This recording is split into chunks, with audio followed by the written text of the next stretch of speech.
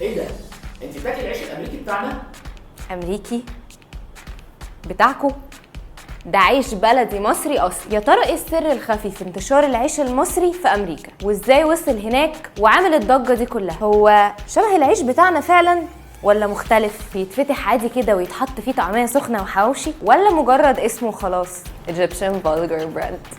ما تفكرش كتير، اقعد واحكي لك ازاي الحلو وسخن وبسمسم سافر لحد امريكا. السوشيال ميديا مقلوبه على الرغيف المصري اللي وصل امريكا، فيديوهات من الاجانب وناس من الجاليه المصريه متصورين بانبهار ومعاهم كيس عيش مصري اصيل، والسحب عليه عالي والكل هناك بيدور عليه، وانت وحظك بقى، يا تلحق تجيبه وترجع البيت تتغدى غدوه معتبره، يا يخلص زي كل يوم وتستنى ينزل منه كميه تاني. القصه بدات من تريدر جوس، واللي عرضت منتج مصري 100% متصدر لها من ام الدنيا. كيس عيش بلدي مجمد فيه 5 ترغيف وسعره $2.50. يا بلاش والله. الموقع الرسمي لتريدر جوس وصف العيش البلدي المصري بانه وجبه غذائيه اساسيه تاريخها 4000 سنه. الكيس سهل التخزين والاستخدام، هي يا دوبك دقايق في الميكرويف وكانه خارج من الفرن البلدي في مصر. بمجرد نزول المنتج والسحب عليه ما كانش طبيعي، سواء من الاجانب اللي استطعموا العيش البلدي بمزاج او ابناء الجاليه المصريه اللي كان وحشهم طعم اللقمه الحلوه. السحب الشديد ده خلى اداره تريدر جوس تعلق ورقه ان كل مشتري ليه عدد 3 اكياس بس. التجربه بكل المقاييس